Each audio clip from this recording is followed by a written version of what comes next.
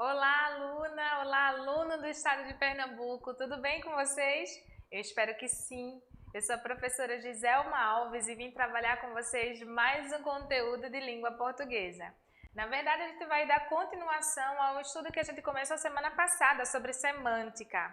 Só que essa semana a gente vai trabalhar a construção passiva e os discursos direto e indireto. Vamos ao objetivo da nossa aula de hoje, né? O que é que a gente vai aprender na aula de hoje? Hoje a gente vai aprender as construções passivas e impessoais, discurso direto e indireto e outros recursos expressivos adequados ao gênero textual. Isso para todos os gêneros, tá? A gente vai trabalhar de uma maneira bem genérica para que vocês possam compreender exatamente o que é construção passiva, impessoal, o que é discurso direto, o que é discurso indireto e como é que vocês podem aplicar de uma maneira geral nos gêneros textuais que vocês forem ler, interpretar ou produzir também. Para começar, a gente vai falar um pouco sobre vozes verbais. Por quê? Porque a construção passiva, ela se dá pela passividade do verbo, ou seja, pela voz passiva do verbo. E para que eu explique a vocês o que seria a voz passiva, analítica ou sintética, eu preciso antes explicar o que é voz ativa. E antes de tudo isso, o que são vozes verbais, né? Porque alguns de vocês já podem ter esquecido o que são vozes verbais. Então vamos começar do início. Para começar, olha o slide que eu trouxe para vocês falando sobre vozes verbais. Eu coloquei aqui, as vozes verbais dizem respeito à relação que se estabelece entre o sujeito do enunciado e o verbo ao qual está ligado. Lembrando que sujeito é aquele sobre quem o verbo fala, com quem o verbo concorda. Ou seja, é alguém ou algo a que o verbo está se referindo e está concordando. Por esse motivo, vozes verbais também está relacionada ao sujeito. Como eu disse a vocês, as vozes verbais elas costumam ser divididas entre voz ativa, voz passiva, analítica ou sintética e voz reflexiva. Mas para hoje, como a gente está estudando a construção passiva, a gente vai ver somente voz ativa e voz passiva, a sintética e a voz passiva analítica, tá bom? Para começar, o que seria a voz ativa? A voz ativa ela ocorre quando o enunciado evidencia o sujeito. E esse sujeito é quem pratica a ação verbal. Ele também vai ser chamado de sujeito agente. E nesse caso, o sujeito é aquele que vai executar de modo ativo a ação ocorrida no enunciado. Portanto, ele é o agente que vai ficar em evidência. Mais uma vez, na voz ativa, o sujeito é quem pratica a ação verbal. Além do verbo estar falando sobre ele também executa a ação verbal. Para isso ficar mais claro, observe o exemplo que eu trouxe para vocês. O rapaz ouve a moça no rádio. Eu já deixei aí evidenciado, destacado, né, o verbo, que é o verbo ouvir. Achei o verbo. Agora eu vou achar o meu sujeito, né? Quem ouve a moça do rádio? Ou melhor, quem ouve a moça no rádio? Lembra que o verbo, ele é quem fala, é quem concorda com o sujeito? A resposta para essa pergunta já é o meu sujeito. Quem ouve a moça no rádio? O rapaz. O rapaz é o sujeito da oração. Agora eu pergunto, e quem é que pratica a ação de ouvir? O rapaz também. Nesse caso, o rapaz, ele tanto é o sujeito como também é quem executa a ação verbal. Por isso, o verbo se encontra na voz ativa. Aí eu coloquei para vocês. O que seria então a voz passiva analítica? Ao contrário da voz ativa, a voz passiva ela evidencia o sujeito que sofre da determinada ação verbal. É o chamado sujeito paciente. Logo, a voz passiva pode ser usada para evidenciar não o agente, e sim quem está sendo impactado pela ação verbal. Entenderam a diferença?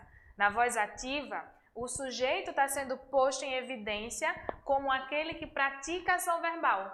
Já na voz passiva, o que vai estar sendo posto em evidência é quem sofre os impactos dessa ação verbal. Olha o exemplo que eu coloquei para vocês. A gente vai pegar aquele mesmo exemplo da primeira parte com a voz ativa e vai transformar para a voz passiva. A moça é ouvida pelo rapaz no rádio. Aí eu vou perguntar a vocês, quem é que ouve, ou quem é que está sendo ouvida pelo rapaz no rádio? Mais uma vez, a gente tem que sempre evidenciar o verbo. Aí a gente vai ter essa locução verbal, né?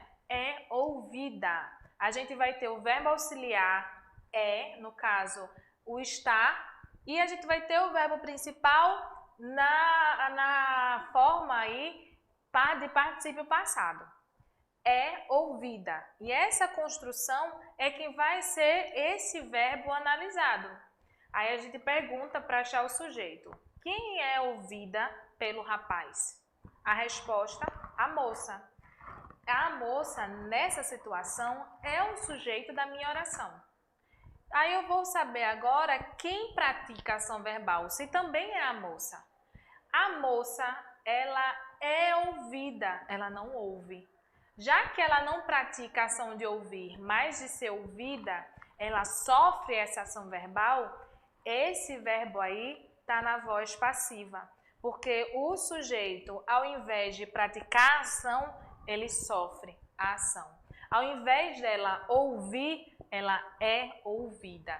Olha como é que fica a construção, passo a passo da voz passiva analítica. Enumerei para vocês, tá? O primeiro passo é, identificamos no predicado quem é o elemento que está sofrendo a ação. Esse passará para ser o sujeito na frase. Isso eu estou falando da transformação de voz ativa para voz passiva. Primeiro passo, identificamos no predicado quem é o elemento que sofre a ação e eu transformo esse elemento que sofre a ação em sujeito da oração. Aí eu já estou evidenciando quem sofre a ação verbal, ou seja, já estou transformando uma oração que está com um verbo na voz ativa para um verbo na voz passiva. A segunda coisa é que, consequentemente, o sujeito agente da voz ativa passará a ser apenas parte do predicado. A gente vai substituir, né? Tiro quem era o agente da voz ativa e passo ele para o predicado, ele deixa de ser o sujeito. Vale lembrar que deve haver uma preposição para ligar o verbo ao predicado, já que se trata da voz passiva. E a gente vai, no final, utilizar os mesmos verbos, né? Porém, com alguns ajustes. Haverá um verbo auxiliar, que pode ser o verbo ser ou o verbo estar, seguido do verbo principal conjugado no particípio passado, como eu falei para vocês. Lembra como é que a gente faz a terminação do verbo no particípio passado? Ado, ido, lembram disso? Acredito que sim. Quando a gente está falando de verbo no particípio passado, o verbo principal vai ter a mesma terminação. Ado, edo ou ido, ok?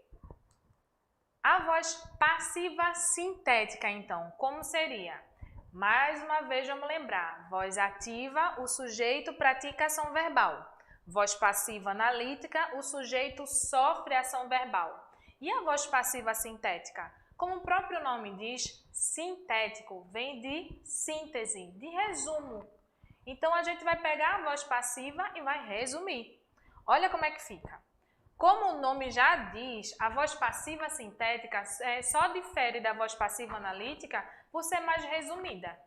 Ela utiliza o pronome apassivador se para sintetizar a ideia de que algo é ou está feito por alguém. Olha o exemplo que eu trouxe para vocês aqui no slide. A gente tem aqui, ó, apartamentos são alugados. A gente está tendo aí uma oração na voz passiva. O verbo está na voz passiva analítica. Eu tenho os apartamentos, o sujeito, que estão sendo alugados. O sujeito sofre a ação de ser alugado. Mas agora eu vou transformar essa minha voz passiva analítica em voz passiva sintética. Olha como é que fica. A gente vai ter o verbo mais o se, a partícula passivadora se e em seguida o sujeito. Alugam-se apartamentos.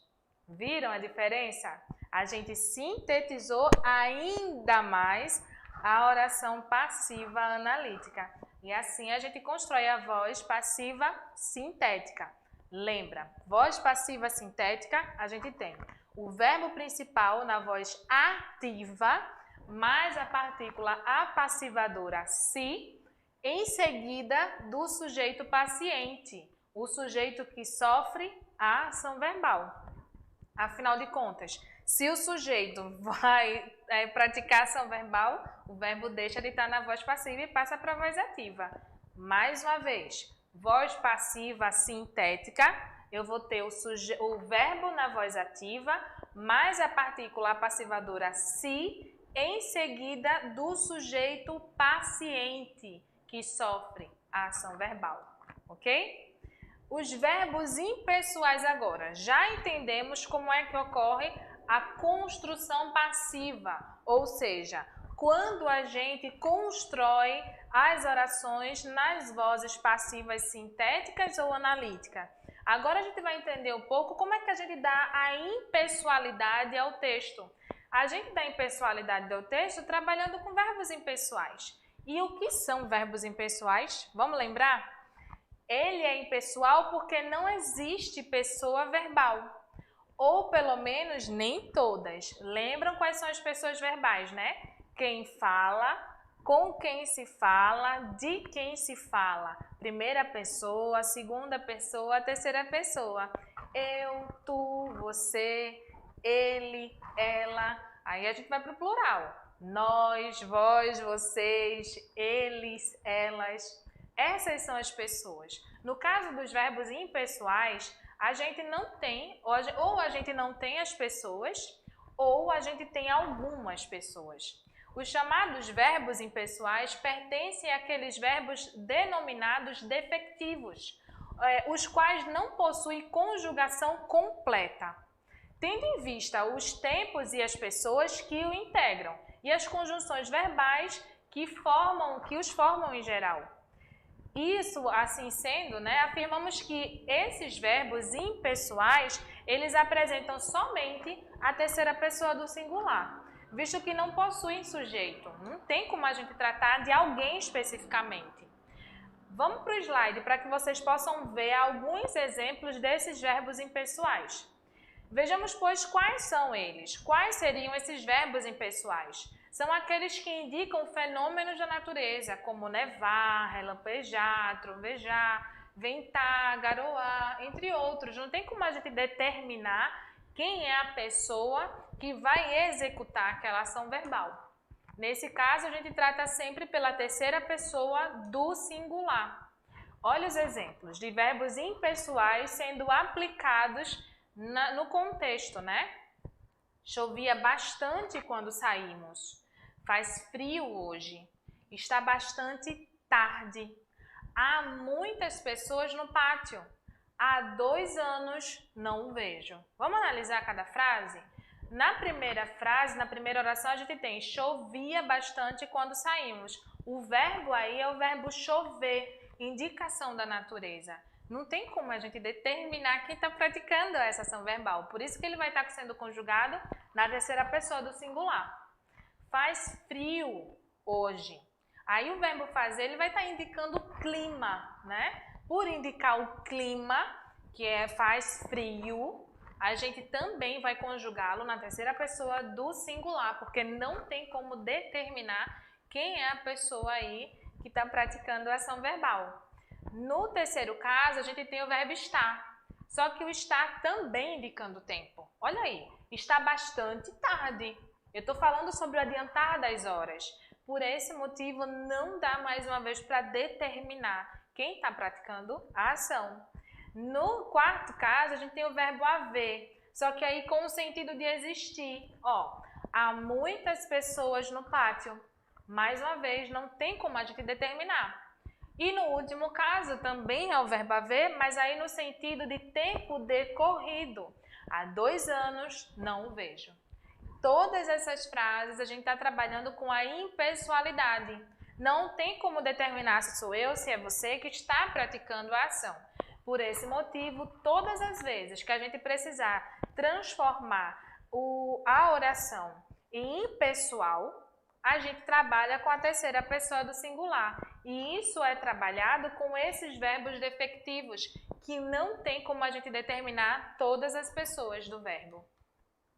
Sabendo disso agora, já sabendo como é que a gente faz a passiva, né? A passivação do discurso, como a gente transforma o texto em um texto impessoal, trabalhando na terceira pessoa do singular, vamos falar um pouco sobre discurso direto e discurso indireto?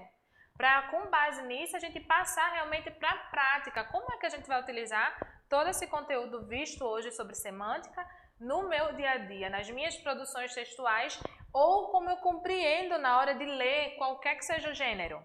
Vamos lá, discurso direto e discurso indireto. Olha o slide que eu preparei para vocês. São tipos de discursos utilizados no gênero narrativo principalmente, para introduzir as falas e os pensamentos dos personagens. Seu uso varia de acordo com a intenção do narrador. Observa, quando é que a gente utiliza o discurso direto? No discurso direto, o narrador dá uma pausa na sua narração e passa a citar fielmente a fala do personagem. Nesse caso, a gente utiliza, os dois pontos, o travessão, para marcar que a partir daquele momento a gente vai estar tendo um discurso direto, a fala literalmente, fielmente da personagem. O objetivo desse tipo de discurso é transmitir autenticidade e espontaneidade. Assim, o narrador se distancia do discurso, não se responsabilizando pelo que está sendo dito. A intenção realmente é essa, é transferir para a personagem a fala e a responsabilidade do que está sendo falado. Olha o exemplo que eu trouxe para vocês de discurso direto. Os formados repetiam: prometo cumprir meus deveres e respeitar meus semelhantes com firmeza e honestidade. Aí eu coloquei entre aspas, tá vendo? Para marcar realmente que é uma fala da personagem. No caso, era o que os formandos falavam, repetiam. O réu afirmou: sou inocente. Aí o narrador, ele dá uma distância, ele estabelece uma distância do que está sendo dito e transmite a responsabilidade para o réu. Afinal de contas, ele não vai se responsabilizar sobre isso, de ser ou não inocente. Ele apenas diz, apenas narra: o réu afirmou: sou inocente. Mais uma vez, entre aspas, para mostrar que ali é a fala direta da personagem. Olha o outro. Querendo ouvir sua voz, resolveu telefonar. Alô, quem fala? Bom dia, com quem quer falar? Respondeu com tom de simpatia. Viram aí, a gente está utilizando a travessão. A gente pode utilizar tanto as aspas depois dos dois pontos, como travessão para determinar que ali tem o discurso direto da personagem, ou seja, há um distanciamento do narrador e a fala é totalmente da personagem. E discurso indireto, o que seria? No discurso indireto, o narrador da história interfere na fala da personagem, preferindo as suas palavras. Aqui não encontramos as próprias palavras da personagem, no caso. É uma interpretação do que a personagem falou através da fala do narrador. O discurso é narrado em terceira pessoa. Lembra da impessoalidade que eu falei para vocês? Algumas vezes são utilizados os verbos de elocução, por exemplo. Falar, responder, perguntar, indagar, declarar, exclamar. Contudo, não há utilização do travessão, pois geralmente as orações são subordinadas, ou seja, depende de uma outra oração, o que pode ser marcado através de conjunções, como no caso do que. Verbo mais o que. Olha os exemplos que eu trouxe para vocês com relação ao discurso indireto. Os formandos repetiam que iriam cumprir seus deveres e respeitar seus semelhantes com firmeza e honestidade. Viram que eu transformei aquele discurso direto em discurso indireto? Ao invés de deixar que as personagens falassem, o narrador fala pelas personagens. Olha o outro exemplo. O réu afirmou que era inocente. Último exemplo. Querendo ouvir sua voz, resolveu telefonar. Cumprimentou e perguntou quem estava falando. Do outro lado, alguém respondeu ao cumprimento e perguntou com um tom de simpatia com quem a pessoa queria falar. Nesses dois casos, a gente viu realmente como a gente pode trabalhar com relação ao discurso, ou melhor, analisar o discurso. Eu apresentei para vocês duas formas, né? O discurso direto e o discurso indireto. Tem outro tipo de discurso? Tem sim, mas isso é conteúdo para outra aula. Por hoje a gente vai realmente absorver esses conteúdos. Como é que a gente constrói a passividade do enunciado? Como é que a gente transforma o texto em um texto impessoal? E como a gente analisa o discurso direto e o discurso indireto? Como é que a gente produz e como a gente identifica? Eu espero que vocês tenham compreendido esse contextozinho aqui de como a gente pode trabalhar semântica dentro dos discursos, dentro da fala, dentro do texto e como produzir. Lembrem-se sempre que as aulas de língua portuguesa são muito mais do que apenas conteúdos para se decorar. A gente precisa entender quando aplicar. E isso não se restringe ao português, mas a todas as disciplinas. A gente precisa estudar lembrando sempre de onde e como eu posso empregar todo esse conteúdo no meu dia a dia. Hoje a gente aprendeu como trabalhar com a questão da produção do discurso. Quando sou eu quem falo por alguém ou quando eu me distancio da minha fala e reproduzo fielmente o que foi dito. Quando é que eu posso transformar a minha oração e evidenciar não quem pratica a ação, mas quem sofre a ação? E quando eu posso transformar toda a minha oração em uma oração impessoal? Quando é que eu posso transformar o meu texto em um texto impessoal? E qual vai ser a utilização disso? A gente pode principalmente utilizar todos os conceitos de hoje na produção de resumos. E aí, o que é que vocês acham? Vamos ficar com essa atividade para casa? Vocês vão fazer um recorte de um texto e vão produzir um resumo. E nesse resumo, nessa síntese, vocês vão escolher se vão utilizar o discurso direto ou o discurso indireto, se vocês vão utilizar mais a voz passiva ou a voz ativa dos verbos e se você vai trabalhar só com a impessoalidade. Já que é um resumo, não é algo que você domina, eu aconselho vocês trabalharem com a impessoalidade e com o discurso direto e com a passividade também. Vamos botar em prática? Lembrem-se que tudo aquilo que a gente está estudando é para que vocês levem para a vida de vocês. Bem, gente, eu espero que vocês tenham compreendido a proposta de hoje, que pratiquem a atividade que eu sugeri para vocês e que vocês levem realmente não só para a sala de aula, mas para todas as atividades que vocês forem praticar. Fiquem com Deus e até a próxima aula. Tchau, tchau!